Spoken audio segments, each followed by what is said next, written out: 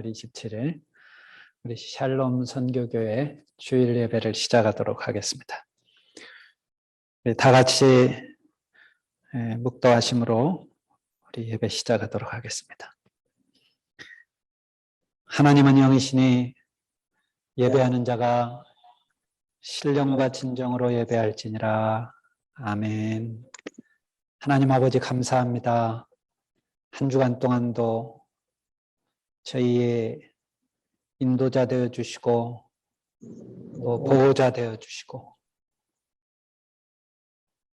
또 우리의 능력 되어주셔서 한 주간 동안 믿음으로 살게 해주셔서 감사를 드립니다.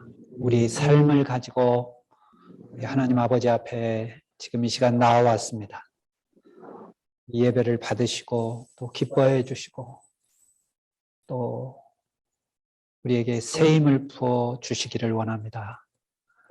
인생에 무거운 짐이 있다면 주님 앞에 내어놓는 시간 되기를 원합니다. 감사하며 예수 그리스도의 이름으로 기도하옵나이다. 아멘. 제가 시편 4편 제가 낭독하도록 하겠습니다. 시편 4편입니다. 내 의의 하나님이여 내가 부를 때 응답하소서. 곤란 중에 나를 너그럽게 하셨사오니 내게 은혜를 베푸사 나의 기도를 들으소서. 인생들아 어느 때까지 나의 영광을 받고 욕되게 하며 헛된 일을 좋아하고 거짓을 구하려는가. 여호와께서 자기를 위하여 경건한 자를 택하신 줄 너희가 알지어다. 내가 그를 부를 때 여호와께서 들으시리로다. 너희는 떨며 범죄하지 말지어다. 자리에 누워 심중에 말하고 잠잠할지어다. 의의 제사를 드리고 여호와를 의지할지어다. 여러 사람의 말이 우리에게 선을 보일 자 누구뇨 하오니 여호와여 주의 얼굴을 들어 우리에게 비추소서. 주께서 내 마음에 두신 기쁨은 그들의 곡식과 새 포도주가 풍성할 때보다 더하니이다. 내가 평안히 눕고 자기도 하리니 나를 안전히 살게 하시는 이는 오직 여호와이시니이다. 아멘. 우리 찬송가 21장 다 찬양하여라. 이 찬송 부른 후에 우리 박재수 집사님 대표해서 기도 인도해 주시겠습니다. 찬송가 21장입니다.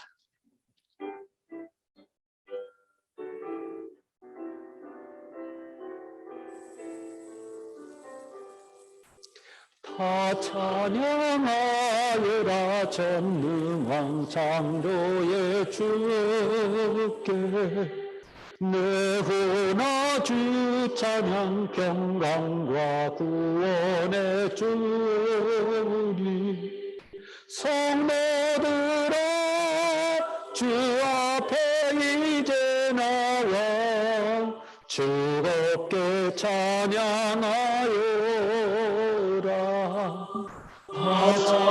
찬양하여라 놀라운 만유의 주께 오늘한 나에게 믿음을 품어주시는 주님 성도들아 주님의 들 안에서 내 소원 다 이루리라.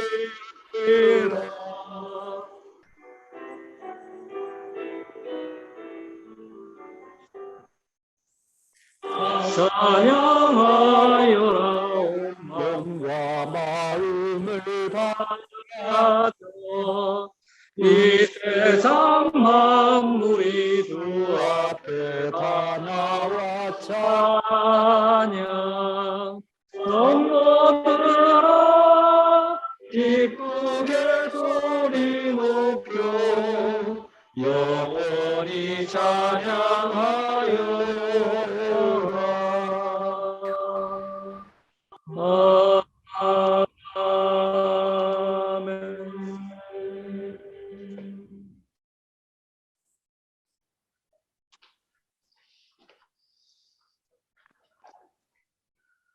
기도하시겠습니다.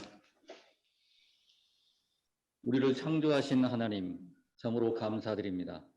우리가 하나님으로 인해 이 땅에 있게 되었고 또한 그로 말미암아 우리가 많은 영광을 주고 하나님 편에서 우리가 하나님의 자녀들로 살게 하심을 감사드립니다.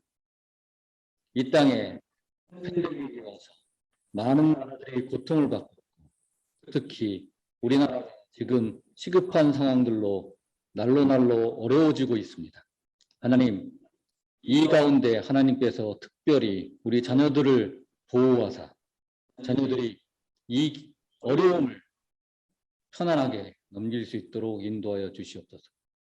또한 주의 종들이 하나님의 일을 하는 데 있어 어려움이 없도록 하여 주시고 많은 교회들이 믿음의 연단이 와서 어려움을 겪고 있는 성도들이 많습니다. 하나님 속히 교회의 문이 활짝 열리게 도와주시고 그 가운데 많은 성도들이 함께 하나님의 말씀을 듣고 좋은 낙을 누리도록 인도하여 주시옵소서.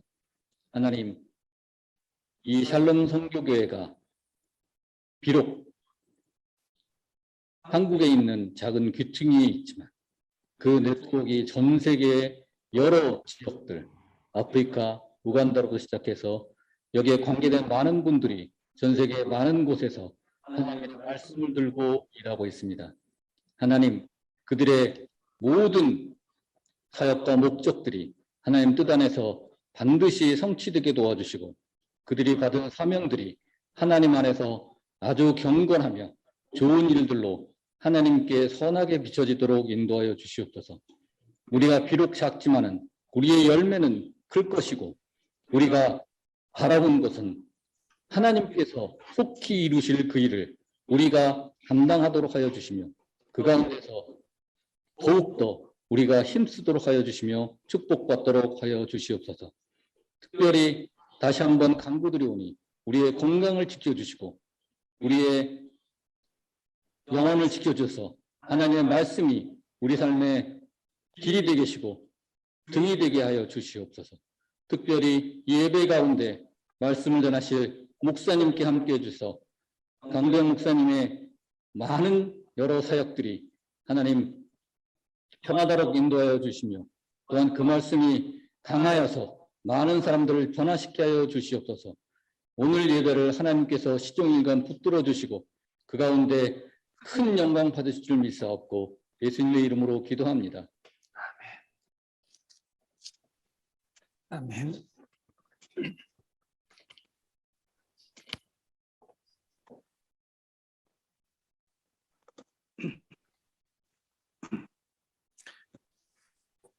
아멘. 감사합니다. 자, 우리 오늘 하나님의 말씀 사도행전 18장 1절부터 11절까지 보도록 하겠습니다.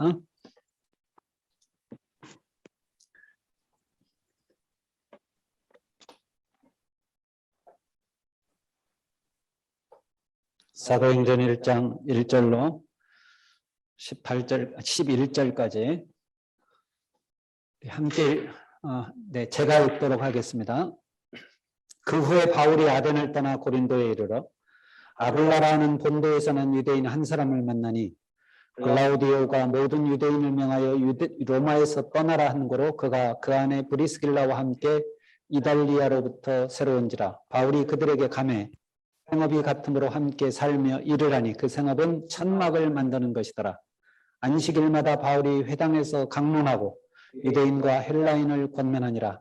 실라와 디모데가 마게도냐로부터 내려오매 바울이 하나님의 말씀에 붙잡혀 유대인들에게 예수는 그리스도라 밝히 증언하니 그들이 대적하여 비방하거늘 바울이 옷을 털면서 이르되 너희 피가 너희 머리로 돌아갈 것이요 나는 깨끗하니라. 이후에는 이방인에게로 가리라 하고 거기서 옮겨 하나님을 경외하는 디도 유스도라 하는 사람의 집에 들어가니 그 집은 회당 옆이라.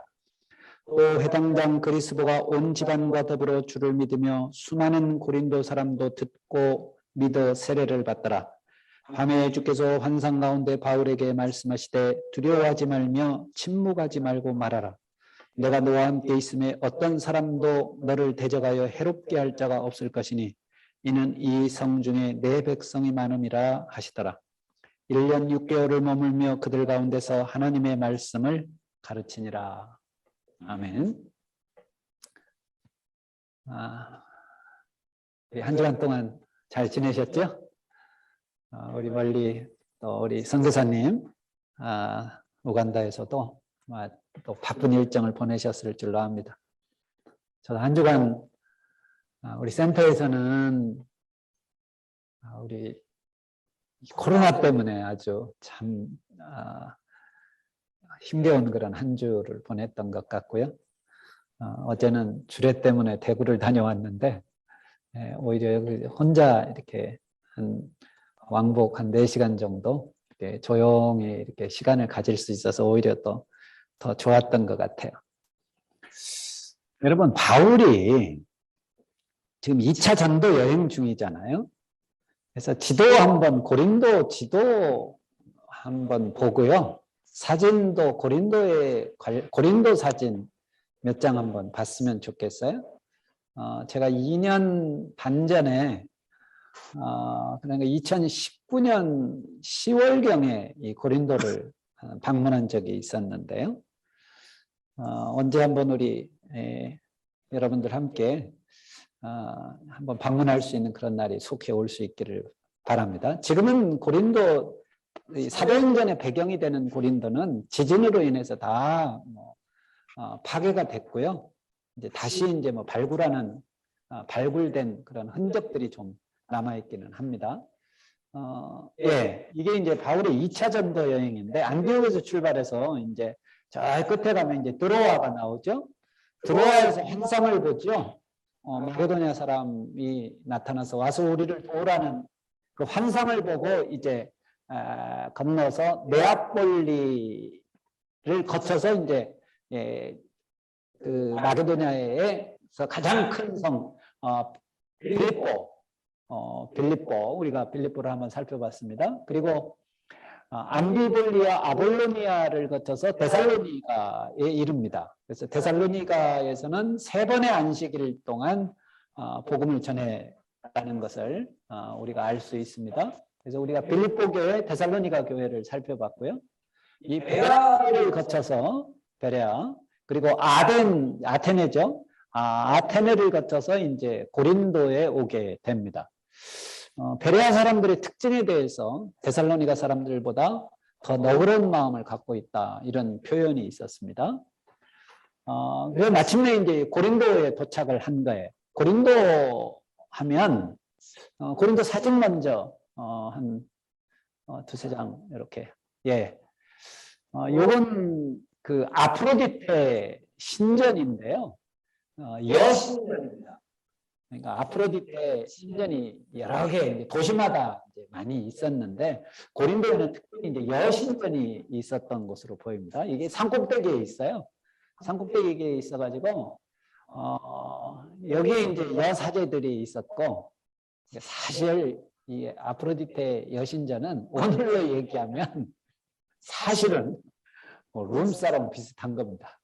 남자들이 가서 그냥 그 한마디로 향락을 즐기는 곳이에요. 그래서 이게 남자들에게 어떻게 보면 로망이었다고 그래요. 자기 전 재산 싸질머지고 여기 올라간 사람들도 많다고 그래요. 그랬다가 자기 재산 다 탕진하고 울면서 내려온 사람들도 많이 있다고 그럽니다. 이 고린도의 어떤 대표적인 그런 하나의 상징적인 그런 장소이고요. 또 다음 사진 또 좀 볼 수 있을까요? 예. 이건 고린도 운하입니다. 고린도 운하인데 지금도 가면 볼 수 있는 곳입니다. 지금은 이제 좀 깊은 곳이고요. 이제 이쪽으로 낮은 데 가면 이 다리가 이렇게 들립니다. 그래서 다리가 들리는 것도 이렇게 볼 수 있는 곳입니다. 그러니까 이 고린도는 항구 도시예요. 항구 도시이기 때문에 항구 도시 사람들이 갖는 특징들이 좀 있죠. 그리고 또 다음 사진도 봅시다. 이거는 이제 옛날 구고린도시인데 이게 거의 4세기경에 큰 지진이 일어나 가지고 사실 이 지역이 좀 지진이 많은 지역이거든요. 지진으로 인해서 사실은 다 파괴됐다가 다시 이제 발굴이 돼서 좀 복원이 된 그런 모습입니다.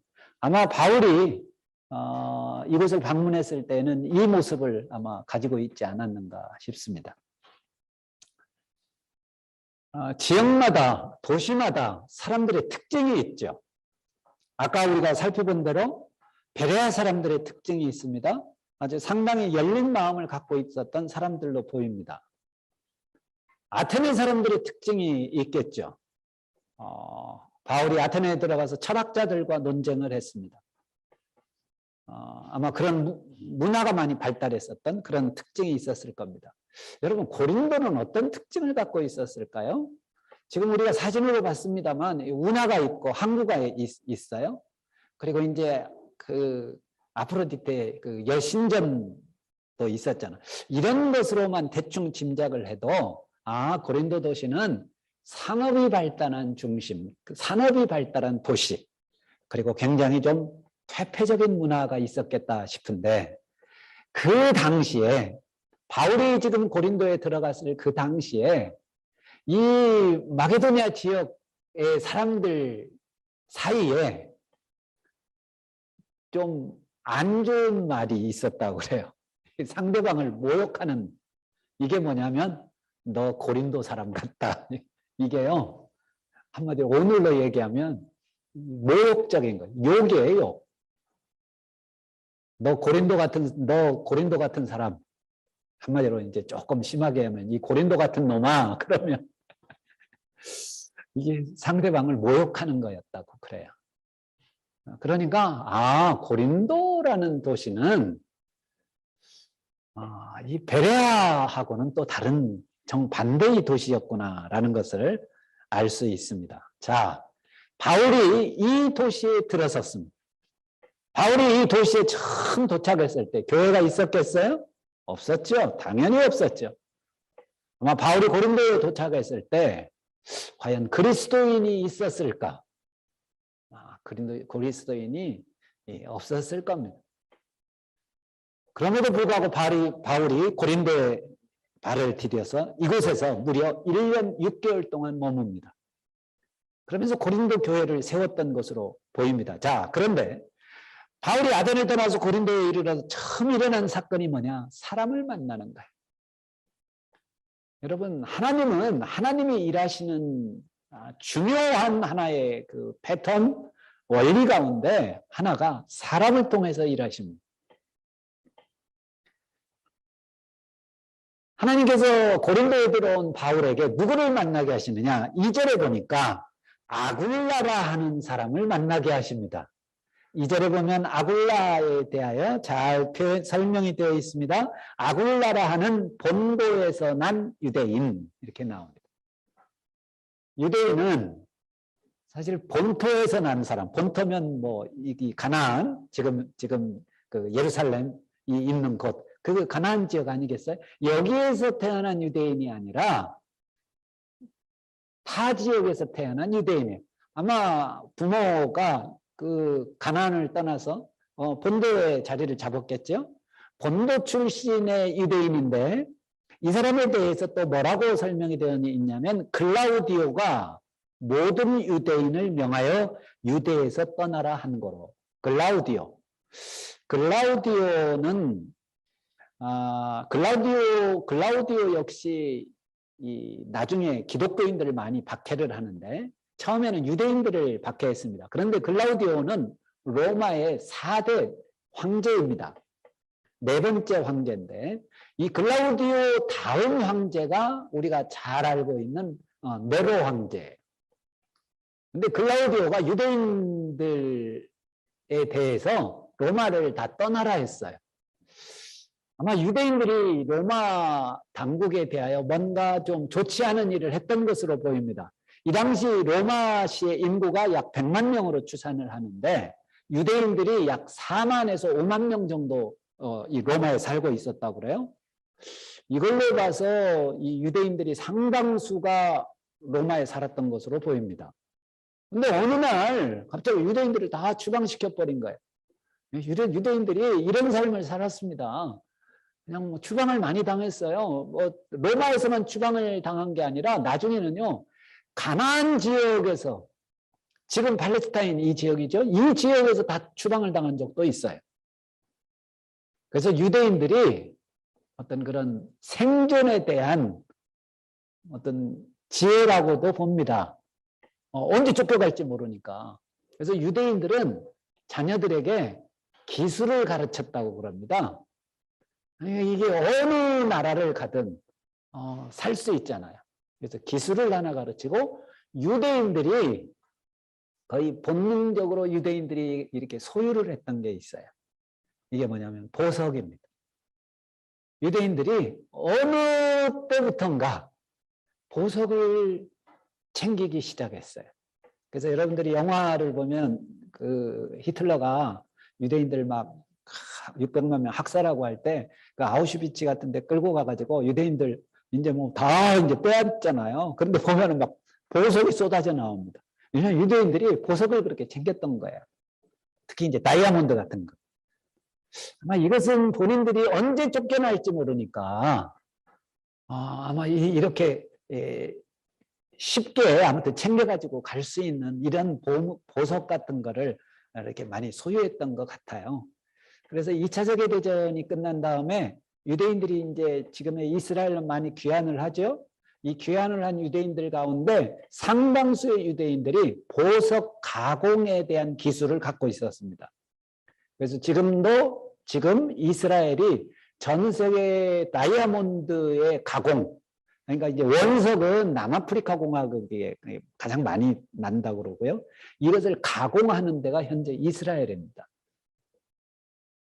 유대인들은 아마 그래서 이 보석을 갖고 혹은 이런 기술을 한 가지씩 갖고 그랬던 것으로 보입니다. 그런데 바로 이런 배경에서 이 아굴라가 글라우디오 황제의 로마로부터의 추방에 의해서 이 아굴라는 고린도까지 온 것으로 보입니다. 고린도에 와서 살고 있는 아굴라를 지금 바울이 만난 거예요. 참 하나님의 일은 우리가 예측할 수가 없습니다.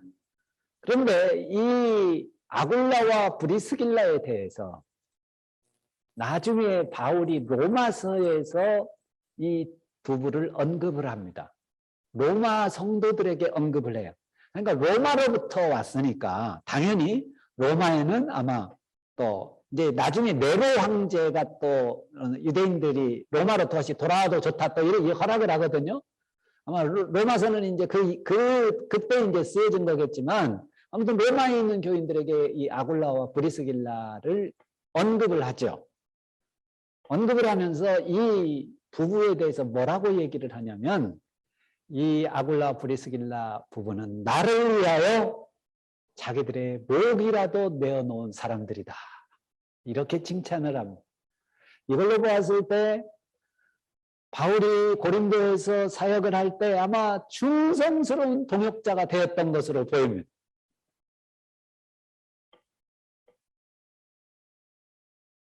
복음의 역사는 이렇게 사람과의 만남을 통하여 이루어집니다.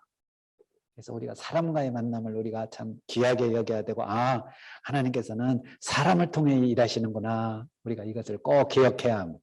자, 그런데 재미있는 것은 바울이 이곳에서요. 아굴라와 함께 무슨 일을 했느냐? 3절에 보니까 생업이 같으므로 함께 살며 하는 일이 같았어요. 천막을 만드는 일을 했습니다. 이것을 봤을 때 바울도 천막을 만드는 기술을 가지고 있었고 아굴라도 역시 천막을 만드는 일을 같이 한 것 같아요. 함께 살며 일을 하니 그 생업은 천막을 만드는 것이더라. 그럽니다. 천막을 만드는 일을 하면서 복음을 전했던 바울의 이 방법이 오늘날에도 선교의 한 모델이 되기도 하죠. 그래서 흔히 이제 자비량 사역이라고 텐트 메이커라고 하는데 이것이 모델이기 때문에 선교사님들은 다 이렇게 해야 된다. 또 이렇게 하는 것은 좀 무리가 있는 것 같아요. 그 이유에 보면 우리가 알 수 있습니다. 그러니까 상황에 따라서 왜 지금 고린도에 도착한 바울은 오늘날처럼 교회가 있어가지고 교회로부터 사례비를 받는 것도 아니고요. 그러니까 이제 자비량을 할 수밖에 없었어요. 근데 마침 이제 자기가 갖고 있던 기술이 천막을 만드는 것이었기 때문에 이 일을 했던 것으로 보입니다. 그런데 제가 볼 때는 더 중요한 건 이것은 돈을 벌기 위한 경제적인 수단보다도 이 일을 통해서 아굴라를 만났다는 거죠. 여러분, 오늘날 우리의 일터도 우리는 이런 의미로 봐야 된다고 봐요. 우리가 일을 하면서 경제적인 필요를 우리가 획득을 하지만 사실은 더 중요한 건 여기에서 사람들을 만난다는 거예요. 직장에서 만나는 사람들은 하루에 8시간 어디 도망도 못 가요. 아무튼 나하고 같이 있을 수밖에 없잖아요. 복음을 전할 수 있는 아주 좋은 기회입니다. 우리가 좀 우리의 직장을 좀 이런 의미로 봤으면 좋겠어요. 자, 왜냐하면 그 다음에 보면 우리 한번 또 봅시다. 안식일마다 바울이 회당에서 강론하고 유대인과 헬라인을 권면하니라. 그러니까 이제 평일에는 천막을 만드는 일을 했고 안식일이 되면 이제 회당에 가서 복음을 전하는 것으로 보입니다. 이건 사도 바울이 어느 도시를 가든 뭐 했던 그런 방법이죠. 자, 5절에 보니까 이 5절 신라와 디모데가 마게도니아로부터 내려오며 바울이 하나님의 말씀에 붙잡혀 유대인들에게 예수는 그리스도라 밝히 증언하니. 자, 이거 가지고 이번 주에 조금 저도 좀 어려웠었어요. 이게 어떤 의미인가? 하나님의 말씀에 붙잡혔다는 게 뭔가? 그래서 제가 이게 하나님의 말씀에 창념을 했다는 건가? 처음에는 저도 이제 이렇게 생각을 했는데 이게 어떤 의미냐면 신라와 디모데가 마게도냐로부터 내려오며 이게 중요한 것 같아요. 신라와 디모데가 합류를 하면서 바울의 사역의 어떤 사역의 패턴이 좀 바뀌는 거예요. 어떻게 바뀌냐? 지금까지는 평일에는 천막을 만드는 일을 하고 안식일이 되면 회당에 가서 복음을 전했는데 신라와 디모데가 합류를 하면서 하나님의 말씀에 붙잡혔다는 것은 전도는 전도하는 일에 하나님의 말씀을 증거하는 일에 전념을 했다는 얘기입니다. 이제는 일을 안 한 거예요. 일을 안 하고 평일에도 말씀을 전하는 거예요. 오히려 그렇게 보는 게 맞는 것 같아요. 하나님의 말씀에 붙잡혔다. 하나님의 말씀에 전념했다. 아니 그러면은 이 디모데와 신라가 마게도니아로부터 내려와서 합류를 하면서 이제 이렇게 바뀌었는데 그러면은 어떤 이 디모데와 신라가 어떤 역할을 한 걸까? 제가 이제 한 3가지 정도를 생각을 해봤어요. 바울이 왜 그동안은 이렇게 자비량하면서 자기가 일을 하면서 복음을 전하다가 이제 복음 전하는 일에 전념을 했을까? 3가지. 첫 번째, 아마 디모데와 신라가 마게도냐 지역의 교회들로부터 바울을 위한 헌금을 가지고 선교비를 가지고 지금 합류를 했기 때문에 이제는 일을 하지 않아도 생활할 수 있으니까 그런 게 아닐까. 첫 번째, 그렇죠? 충분히 가능성이 있죠. 그리고 2번째, 근데 역할 분담을 그렇게 한 게 아닐까. 뭐요? 신라와 디모데가 일을 하고 바울은 전도만 한 게 아닐까. 이럴 가능성도 있어요. 그렇죠? 3번째, 그동안 좀 바울이 이거는 그렇게 큰 가능성은 없는 것 같은데 그동안 바울이 일을 하면서 돈을 좀 이렇게 모아둔 게 아닐까. 이 가능성은 그렇게 큰 것 같지는 않습니다.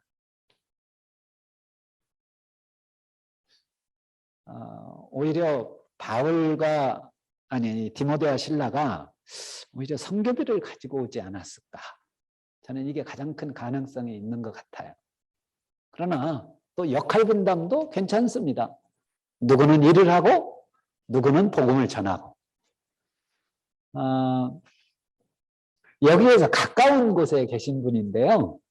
이제 우리 안양 우리가 이제 여기 평촌 아닙니까? 이 안양시청 바로 앞에 안양에서 가장 큰 빌딩이 2개가 있어요. 아크로 타워라고 해서 이 아크로 빌딩이 있는데 제가 여기 가서 이제 장로님 만나서 장로님하고 같이 이제 식사도 하고 했었는데 이 빌딩에 회사가 하나 있어요. 이 회사가 있는데 뭐 하는 회사냐면 영어 교재를 만드는 회사입니다. 근데 거기 이제 그 회사를 운영하는 분이 그 장로님이세요. 허장로님이신데 이분이 이제 그 내비게이터 선교회 출신이세요. 근데 이분이 이 회사를 보니까요. 재미있는 게 이분은 회사를 운영하는 목적이 전도하기 위해서입니다. 어떻게 전도를 하냐면 이분은 영어 교재를 만들어 가지고 이제 영어 유치원에 주로 이제 납품을 하시더라고요. 사업이 잘 되시는 것 같아요. 그래가지고 여기에서 돈을 버는 이 수익금을 가지고 저기 그 안성 쪽에 가면 이제 여기도 제가 이제 방문을 했었는데 여기에 7가정이 공동체 생활을 합니다. 7가정이 아예 그냥 공동체 생활을 하는데 자녀들을 위해서 아예 대안학교도 해요. 이게 자녀들이 다 여럿이에요. 뭐 어떤 집은 7명 자녀들이 보통 7, 많은 데는 뭐 10명 되는 그런 가정도 있더라고요. 그런데 이렇게 본인들이 이렇게 출산한 게 아니라 입양들을 많이 하셨어요. 입양들을 많이 하셔가지고 가정마다 그렇게 애들이 많으니까 아예 그냥 애들만 이제 뭐 수십 명 되니까 이 자녀들을 위한 대안학교도 이렇게 직접 운영을 하십니다. 근데 아주 그 커리큘럼이 아주 좋더라고요. 주로 이제 외국어를 많이 가르치더라고요. 이 원어민들을 데려다가. 근데 이 재밌는 게 뭐냐면 이 장로님이 여기에서 이 평촌에 있는 이 회사에서 이 출판사 일을 하시면서 직원도 꽤 되더라고요. 예, 몇십 명 되는 것 같아요. 여기서 돈을 열심히 벌어가지고 그 안성에서 공동체 생활하는 7가정, 제가 작년에 갔을 때 7가정이 있었는데 이 7가정이 생활할 수 있는 생활비를 어떻게 보면 이렇게 되는 거예요. 그러면서 이 7가정은 뭐 하느냐? 이분들은 전도만 합니다. 전도하는 게 주업이에요. 근데 전도도요, 이분들은 참 재밌게 하더라고요. 지금은 이분들도 이제 이 코로나 때문에 굉장히 전도하는데 어려움을 겪으실 것 같은데, 아예 차가 있어요. 이렇게 트럭을 개조해가지고 그 위에 컨테이너를 넣어가지고 컨테이너에 숙소도 만들고 그래가지고 이 차를 타고 전국을 이렇게 돌아다닙니다. 그래가지고 한 거점을 딱 정하잖아요. 예를 들어서 뭐 제 고향 충청북도 옥천군. 그럼 옥천군에 아예 딱 거점을 그 차를 타고 가서 거점을 정하고 거의 뭐 한 달 정도 머물면서 그 지역을 그냥 샅샅이 돌아다니면서 복음을 전합니다. 역할 분담이 이렇게 확실한 것 같아요. 돈을 열심히 버는 사람들은 이제 돈을 이런 회사를 운영해가지고 무역업도 하시더라고요. 그리고 복음 전하는 사람들은 복음을 전하고. 저는 이 실라와 디모데가 마게도냐로부터 내려오면서 바울의 이 사역의 패턴이 바뀐 것을 보면 이런 가능성도 있겠다. 이제는 디모데와 실라가 열심히 일을 하고 바울은 복음만 전도하고 이 가능성도 있는 것 같아요. 자, 어쨌든 바울이 이제 고린도에서 무엇을 했습니까? 하나님의 말씀에 붙잡혀서 이제 이 복음을 증거하는 일에 전념을 했다는 건데 유대인들에게 예수는 그리스도라 밝히 증언했다. 그럽니다. 그렇죠. 예수는 그리스도다. 유대인들이 이것 안 믿는 거죠. 여러분 오늘날 유대인들도 마찬가지입니다. 지금 이스라엘 살고 있는 유대인들도요. 예수가 메시아라는 거 믿지 않는 거예요. 그런데 유대인이면서 예수가 메시아라고 믿는 사람들이 지금도 있어요. 지금 뭐 이스라엘의 이 사람들을 메시아닉이라고 하는데 약 한 3만 명 정도로 추정을 합니다. 이 사람들은 나사렛 예수가 메시아라는 것을 믿는 사람들이에요. 여러분 바울이 고린도에서 복음을 전하는 삶을 사는데 처음에는 일을 하면서 실라와 또 디모데가 합류를 하면서는 전적으로 복음 증거하는 일에 전념을 했는데 여러분 잘 됐겠습니까? 제가 볼 때는 바울이 참 어려웠을 것 같아. 고린도에서 복음을 전한다는 것이 결코 쉬운 일이 아니었을 것 같습니다. 왜냐하면 고린도 사람들 자체가 아주 강팍한 사람들 아니었겠어요? 퇴폐적인 문화를 가지고 있었습니다. 뱃사람들의 특징이죠. 배를 타고 한번 나가면 이 당시에는요, 뭐 6개월 만에 돌아오기도 하고 1년 만에 돌아오기도 하고 그런 사람들이 많았다고 그래요. 그러니까 나가기 전에 그냥 뭐 이제 즐기자 이거예요. 나 뭐 이거 언제 돌아올 줄도 모르는 인생인데 뭐 최대한 즐겨보자. 이런 사고방식을 갖고 있던 사람들이에요. 더구나 이곳에 있던 유대인들이 바울에 대하여 6절에 보니까 그렇게 나옵니다. 유대인들에게 예수는 그리스도라고 밝히 증언을 했는데 유대인들이 어떻게 반응을 했느냐? 그들이 대적하여 비방하거늘 바울을 대적했습니다. 바울을 비방했어요. 여러분 복음을 전하면서 이런 일을 당해봤나요? 복음을 전하는데 누군가가 아니 뭐 안 들어주면 괜찮은데 내가 예수님 증거하는데 나를 대적해요. 혹은 나를 비방해요. 아, 이거 견디기 어려운 일 아니에요?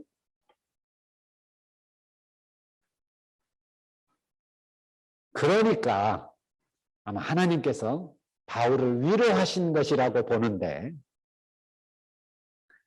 9절에 보면 물론 이제 바울이 복음을 전하니까 고린도 사람들도 수많은 고린도 사람들도 듣고 믿어 세례를 받았다는 말씀이 기록되어 있기는 합니다만 아마 바울은 참 힘들었을 것 같아요.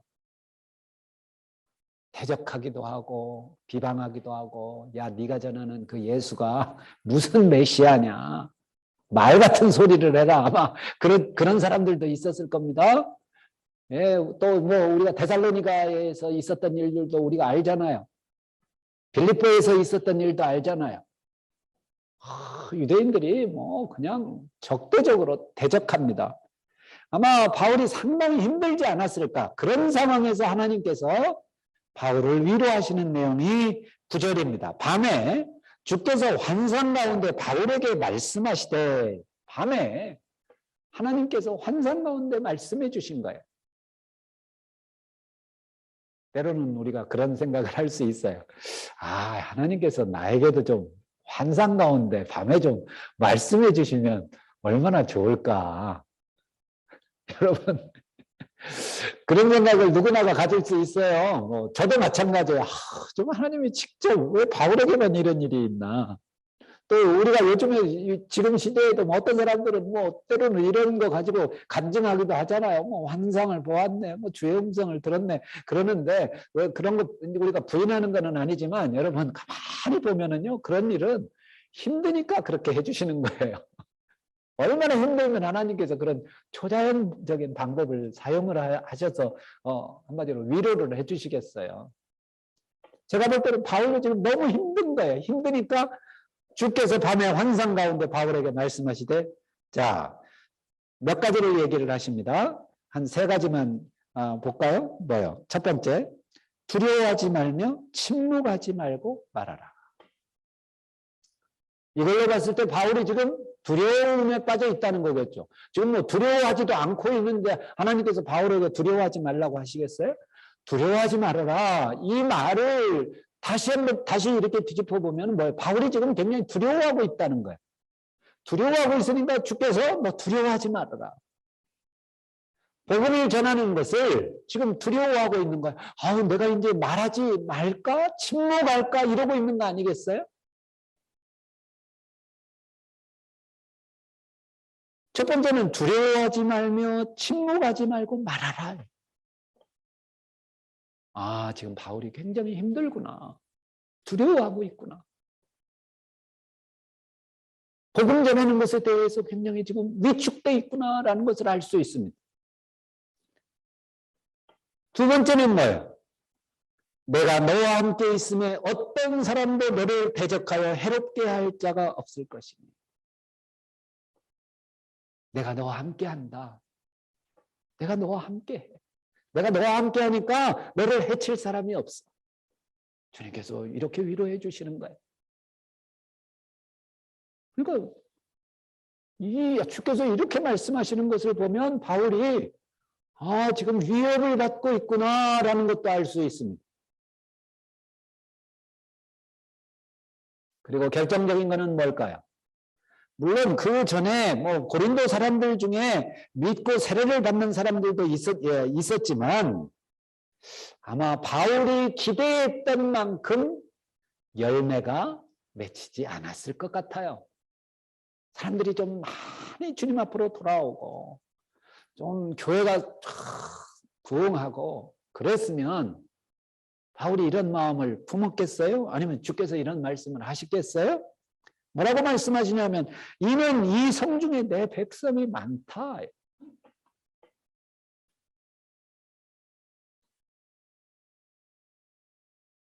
이 성중에 지금 내 백성이 많으니까 너 두려워하지 말고 침묵하지 말고 다른 사람들이 너를 해칠 것에 대해서 두려워하지 말아라.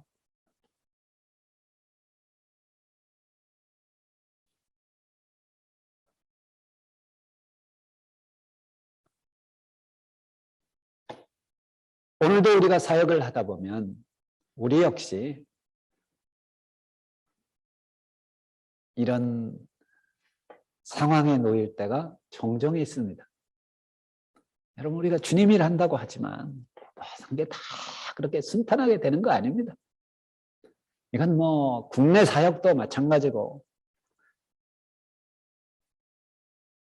해외 선교지도 마찬가지입니다. 제가 그 좋은 교회를 개척하고 가장 어려웠던 거는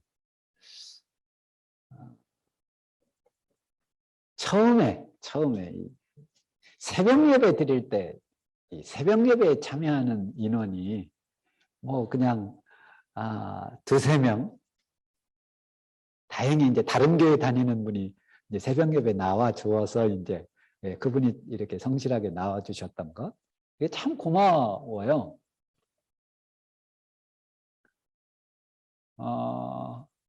근데 가장 힘들었던 것이 아무도 없을 때였던 것 같아요. 이제 아내도 몸이 안 좋고 그래가지고 새벽에 못 일어나고 그러면 어쩔 수 없이 이제 혼자 예배를 드려야 되는데, 새벽 예배를 드려야 되는데, 그게 어려웠던 것 같아요. 아무도 없을 때 혼자 이거 설교를 해야 되니, 예배를 드려야 되니. 그래가지고 고민하다가 고민형 앉혀놓고 새벽 예배를 한 적도 있습니다. 그럴 때마다 회의가 들죠. 야, 이거 주께서 이게 하게 하신 것 같은데, 목회를 시작하게 하신 것 같은데, 교회를 개척하게 하신 것 같은데, 야, 이거 위축이 되죠. 위축이 돼.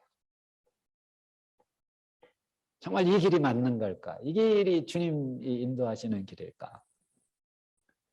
제가 그때 저도 한번 이 말씀을 읽다가 크게 위로를 받은 적이 있습니다. 오늘 새벽에 이 말씀을 읽는데 이는 이 성중에 내 백성이 많으리라. 이게 저한테 주시는 말씀 같아요. 너 지금 교인 없다고 너 낙심하지 말아라. 이 동네에 내 백성이 많다. 이 말씀이 저에게 들려주시는 말씀으로 바뀌더라고요. 얼마나 위로를 받았는지 얼마나 위로를 받았는지 제가 기억이 납니다. 그리고 제가 다시 힘을 내서 그래, 이 동네에 하나님께서 구원하시고자 하는 영혼들이 많다고 하시니까 내가 힘을 내자. 그래가지고 아무튼 힘을 냈어요. 그런데 재밌는 일이 하나 있어요. 그쯤에 제가 교회에 있는데 갑자기 전화가 한 통이 울렸어요. 전화가 한 통이 울렸는데 누구에게서 전화가 온 거냐면 동네 미용실 사장님한테 전화가 왔어요. 이 미용실 사장님은 아무튼 제가 이제 우리 교회가 그 문정동으로 가면서 그 지역에서 이제 제가 열심히 이제 전도를 하다가 아무튼 사귀게 된 미용실 사장님인데, 원장님인데, 이분은 성당을 다니고 계셨어요. 성당에 아주 열심인 분이었어요. 그래서 제가 이분 때문에 이 캐톨릭에 대해서 좀 그래도 좀 알게 됐습니다. 캐톨릭 안에도 다양한 그런 부류의 모임이 있더라고요. 그런데 이분이 아무튼 저를 아무튼 굉장히 좋게 봤어요. 뭐 본인은 성령께서 자신에게 들려주셨다고 그러는데 이분은 전도 은사가 있는 분 같아요. 그래가지고 미용을 하면서 이제 사람들 이제 전도를 하는 거예요. 전도를 해가지고 성당 가겠다 그러면 성당으로 인도하고, 나는 성당보다는 교회 가고 싶어요 하면 이제 저한테 연락을 하는 거예요. 그래서 이분이 아무튼 많이 전도해주고 소개도 해주고 그랬습니다. 그런데 아무튼 이분이 처음으로 저한테 이제 전화를 해가지고, 목사님 지금 뭐 하세요? 그래서 제가 네, 교회에 있습니다. 그랬더니 미용실로 빨리 오라는 거예요. 그래서 목사님 빨리 미용실로 오세요. 아니 왜 그러냐고 그랬더니 그래서 목사님 소개해 줄 사람이 있어요. 그랬더니 그래서 제가 이제 막 미용실로 이제 또 달려갔어요. 달려갔는데 미용실에 딱 도착을 하니까 아이고 목사님 지금 방금 손님이 있었는데 이 손님이 지금 집에 갔으니까 바로 집에 지금 따라가면 돼요. 그래서 무슨 일인데요? 그러는데 어떻게 하다가 이제 얘기가 된 거예요. 근데 이 여자 손님이 아버님이 계신데 이 아버님이 지금 편찮으시대요. 편찮으신데 알고 봤더니 이분은 교회를 다니는 분이에요. 따님이 교회는 다니는데 아버님은 교회를 안 다니는 거예요. 그냥 모시고 사는 거예요. 근데 이 아버님이 지금 몸이 안 좋은데 이 아버님을 그렇게 전도를 하려고 하는데 안 된다는 거예요. 화를 내기도 하고 어떤 때는 막 교회 그 전도를 딸이 전도하려고 그러면 막 화를 내기도 하고 그런다. 알고 봤더니 이 사연이 있는 거예요. 근데 어쨌든 이 아버님 얘기를 하면서 이분 아버님에게 가서 기도를 좀 해주셨으면 좋겠어요. 이렇게 얘기를 해가지고 제가 이제 바로 아무튼 뭐 주소 가르쳐준 대로 쫓아가가지고 그 집에 가가지고 이제 지금 미용실 원장님이 얘기를 해서 지금 왔습니다. 그랬더니 이제 집 문을 열어주더라고요. 그래가지고 이제 들어가가지고 이 아버님을 뵀어요. 아버님 뭐 그냥 뭐 몸이 안 좋으시니까 이제 누워 계시다가 아무튼 제가 갔는데 일어서시더라고요. 그래가지고 아무튼 얘기가 됐어요. 얘기가 돼가지고 저는 이 동네 목사입니다. 어디 편찮으세요? 그랬더니 몸이 좀 안 좋대요. 제가 기도해 드려도 되겠습니까? 그랬더니 뭐 그냥 기도해 달라고 그러더라고. 그래가지고 아무튼 이제 그날 처음 딱 기도를 해줬는데 마치고 나왔더니 따님 되시는 분이 깜짝 놀라는 거예요. 아니 우리 아버님이 교회 얘기만 나오면 화를 내는 분인데 목사님이 오셔서 기도를 해주시는데 같이 기도하는 거 보고 자기가 깜짝 놀랐다는 거예요. 그래서 제가 아무튼 일주일에 한 번씩은 이 집을 들렀습니다. 신방을 했어요. 신방을 해가지고 이 아버님을 기도를 해드렸어요. 그러니까 아픈 분한테 기도해 주면은요 절대 거절할 사람 없습니다. 그러니까 이제 이렇게 하다가 보니까 이제 서로 이제 마음의 문이 이 아버님 마음의 문이 열린 거예요. 그래서 이제 제가 가면 기뻐하세요. 이제 뭐 기다리는 것 같기도 하고. 이게 따님이 너무너무 좋아하는 거죠. 우리 아버님이 이제 아무튼 목사가 이렇게 목사님이 와서 이렇게 기도해 주니까 너무 좋다고. 근데 이분이 교회에 대한 이런 알레르기를 갖고 있는 이유가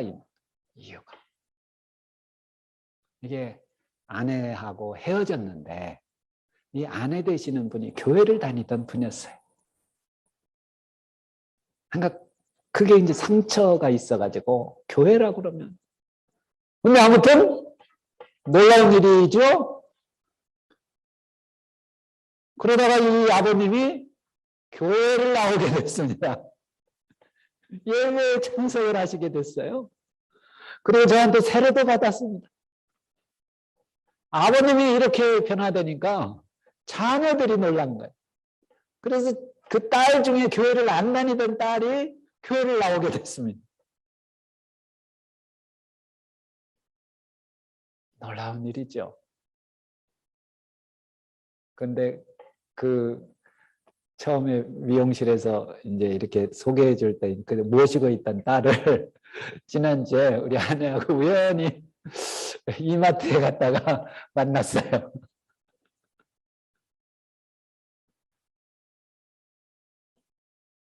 자녀들 다 신앙생활 잘 합니다. 예수님을 안 믿던 그 딸은 이제 아버님이 변화되는 거 보고 또 본인도 교회 나오고 그러면서 우리 교회 안에서 청년하고 결혼도 하고 그래서 지금은 김포에서 살고 있는데 오늘도 여전히 하나님께서는 우리를 통해서 일하시면서 우리가 힘들고 우리가 낙심되면 주님께서 우리에게 위로해 주세요. 그리고 말씀해 주세요. 염려하지 말아라. 두려워하지 말아라. 내 주변에 이 성중에 내 백성이 많다.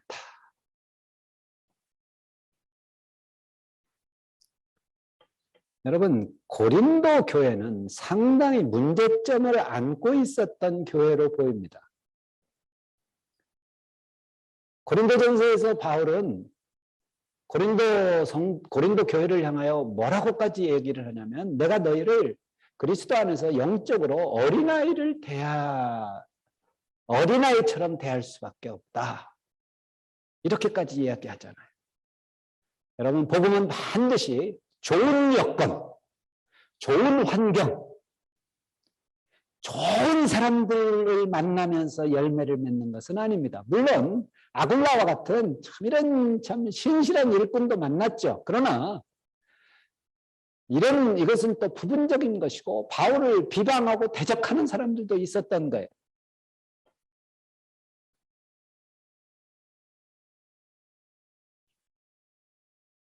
오늘도 우리가 사역을 하는 데 있어서 잘 되리라는 물론 주께서 뭐 그렇게 우리를 위로하십니다만 근데 반드시 그렇지만은 않습니다. 반드시 큰 어려움이 있고요. 역경이 있고요. 열매가 잘 맺히지 않는 그런 답답함도 있고요. 때로는 우리를 비방하는 사람도 있고요. 때로는 우리 대적하는 사람도 있을 수 있고요. 우리가 교회를 세워나가다 보면 이런 어려움은 반드시 있게 마련입니다. 그러나 주께서 여전히 바울에게 말씀하셨듯이 오늘 우리에게도 말씀하시는 줄로 믿습니다. 세 가지 두려워하지 말며 침묵하지 말고 말하라. 내가 너와 함께 함이니라. 이 성중에 내 백성이 많도다. 이 말씀 꼭 기억하면서 우리가 한 주간도 믿음으로 살아낼 수 있기를 바랍니다. 아마 선교지에서도 우리 이 구성교사님 우리 우간다에서 사역하시는데 이거는 뭐 안 봐도 뻔합니다. 안 봐도 뻔해요. 뭐요? 좋은 일만 있는 거 아니거든요. 아굴라 같은 사람만 만나는 것 아니거든요. 때로는 대적하는 사람, 비방하는 사람, 때로는 나 혼자 남겨져 있는 그런 느낌, 그런 고독함, 그런 외로움도 있고요. 열매가 잘 맺히지 않는 것에 대한 답답함도 있을 수 있습니다. 그러나 그곳에서도 주님께서 여전히 또 동일한 말씀으로 위로해 주실 줄로 믿습니다. 네, 그곳 우간다에도 정말 주님의 백성이 많이 있는 줄로 믿습니다. 우리 이것을 위해서 또 기도해야 될 줄로 압니다. 우리 함께 기도하겠습니다. 하나님 아버지 감사합니다. 오늘 우리를 통하여 일해 주시니 참으로 감사를 드립니다. 퇴폐한 도시, 우상 숭배가 심각하던 고린도 도시에서도 하나님께서는 바울을 통하여 교회를 세우시고 복음의 역사를 이루어 주신 것을 저희들이 보게 되었습니다. 하나님 아버지 아굴라와 같은 신실한 일꾼만 만난 것이 아니라 바울을 향하여 대적하며 바울을 비방하던 유대인들이 있었던 것도 저희들이 오늘 또 알게 되었습니다. 하나님 아버지 낙심하여 있는 바울을 향하여 주님께서 말씀하시기를 두려워하지 말며 침묵하지 말고 말하라. 내가 너와 함께함이라 이 성중에 내 백성이 많음이라 말씀하셨던 것처럼 오늘도 주께서 우리를 향하여 동일한 말씀으로 우리를 위로해 주시는 줄로 믿습니다. 저희들도 하나님 아버지 두려워하지 않게 하옵소서. 이 시대를 향하여 우리 주변을 향하여 침묵하지 않게 하옵소서. 주님께서 나와 함께 하신다는 이 임마누엘에 대한 믿음을 놓치지 않게 하여 주시옵소서. 또한 우리 주변에 우리의 일터에 또 우리의 이웃들 중에 주님의 이 하나님의 백성이 심히 많은 줄로 믿습니다. 이 믿음을 또한 놓치지 않게 하여 주시옵소서. 우리를 통하여 하나님께서 일해 주시고 하나님의 나라를 이 땅에 확장시켜 주실 줄로 믿습니다. 감사하며 예수 그리스도의 이름으로 기도합니다. 아멘. 자, 우리 찬송 네. 찬송 214장 부르면서 우리 봉헌하도록 하겠습니다. 264장인가요?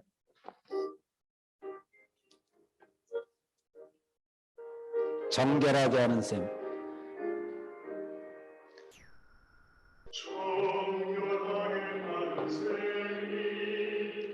나의 앞에 있도다 성령께서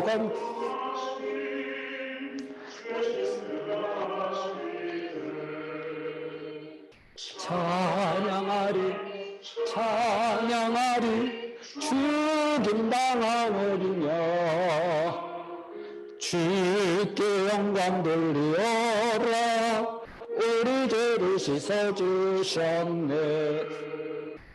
나의 가는 길이 좁고 내 뜻대로 안 돼도 소든 욕심 다 버리고 주만 따라가겠네 찬양하리 찬양하리 죽임당한 어린 양 주께 영광 돌리오라 우리 죄를 씻어주셨네 나의 마음 제단 위에 불길같이 타올라 영원토록 찬양하며 주께 영광 돌리네 찬양하리 찬양하리 죄인당한 어린 양 주께 영광 돌리어라 우리 죄를 씻어주셨네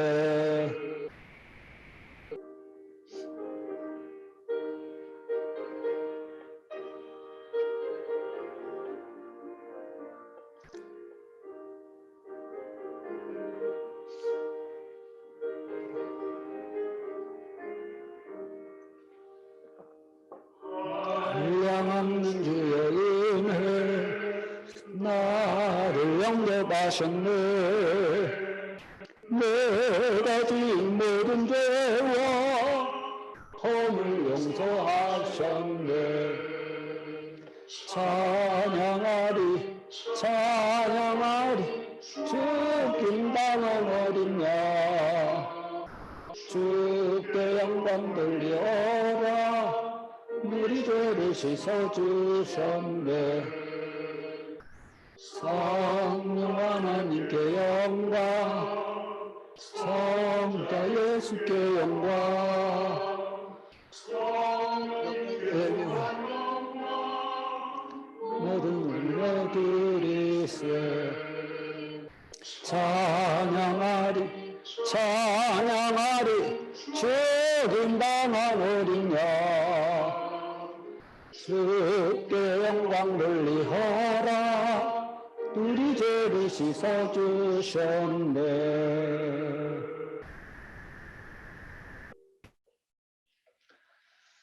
제가 잠깐 기도하겠습니다. 하나님 아버지 하나님 나라의 복음을 위하여 복음의 사역을 위하여 또 저희들이 가진 물질 아니 하나님께서 저희에게 잠시 맡겨주신 물질 또 이렇게 드립니다.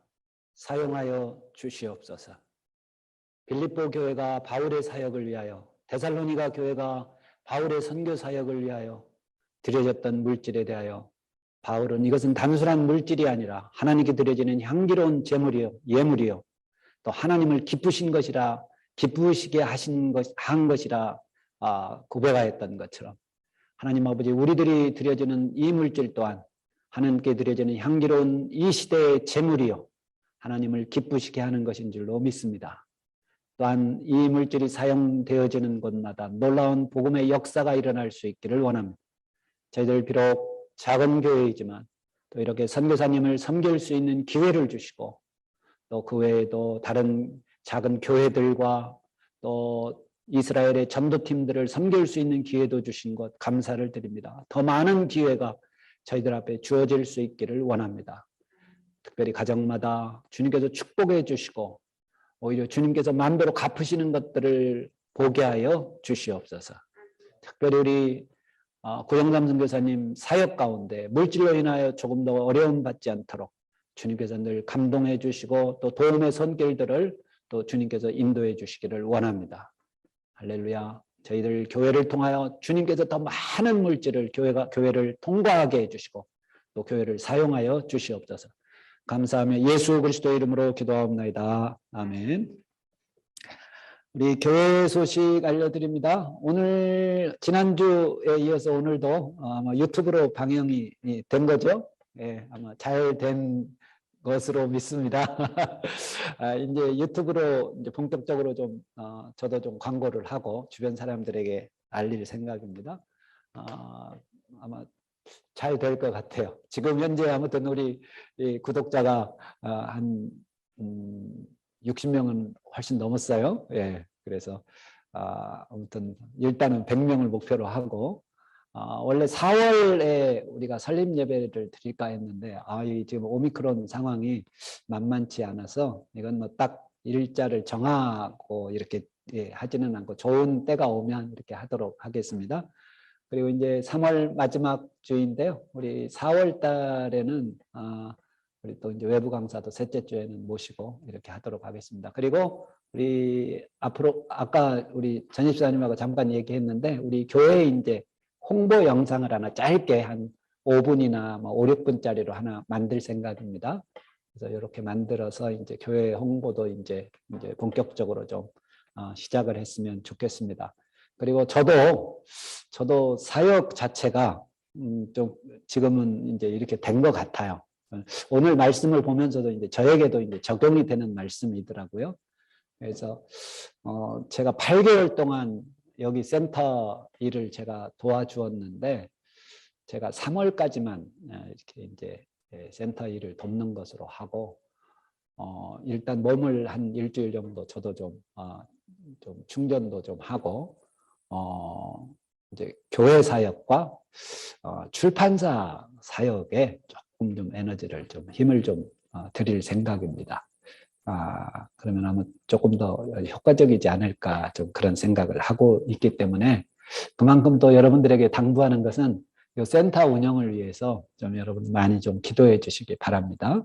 또 하나님께서 도우시고 동행해 주시고 이 센터를 잘 이용해 주셨으면 좋겠습니다. 아무튼 우리 교회도 이 센터 덕분에 또 이렇게 예배 또 드릴 수 있는 거잖아요. 그래서 아무튼 여러분들 기억해 주시고 기도해 주시기 바랍니다. 자, 우리 어제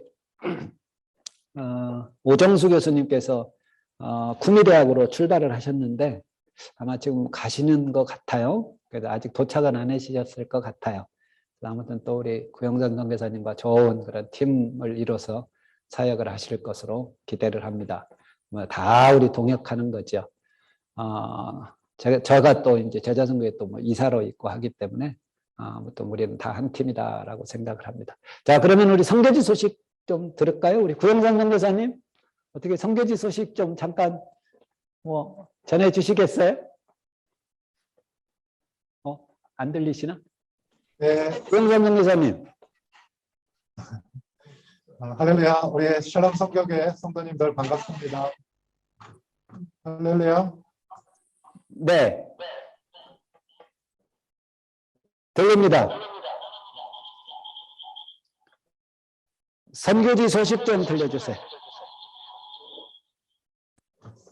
네, 성교지 소식 전해드리겠습니다.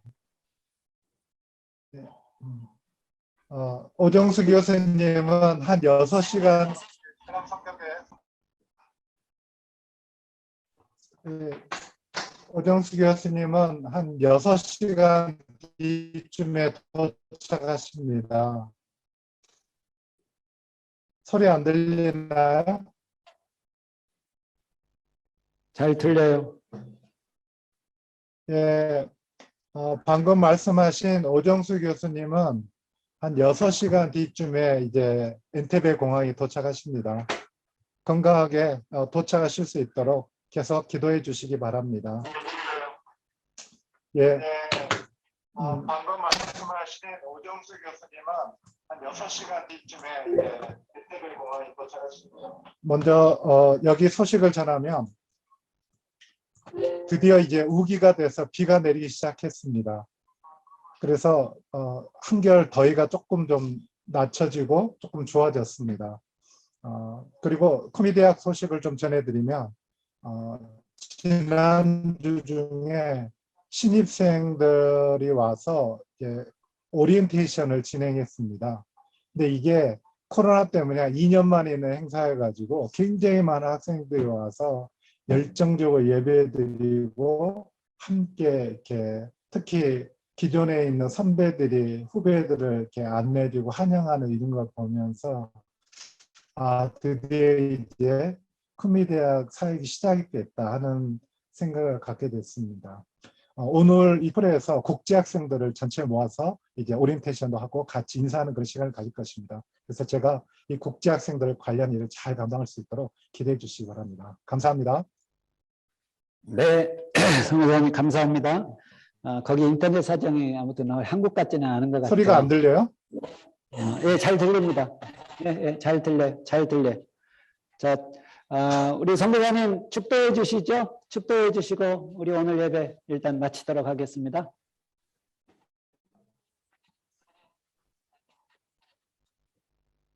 지금은 우리 주 예수 그리스도의 무한하신 은혜와 하나님 아버지의 사랑과 성령의 교통하심이 일터에서 온갖 역경과 대적하는 사람에도 불구하고 복음을 전개하기로 결심한 우리 샬롬 선교교회 모든 성도들과 또 선교지에서 복음을 전하는 모든 선교사들 그리고 조국 대한민국과 한국교회에 지금부터 영원히 함께 있을지어다. 아멘.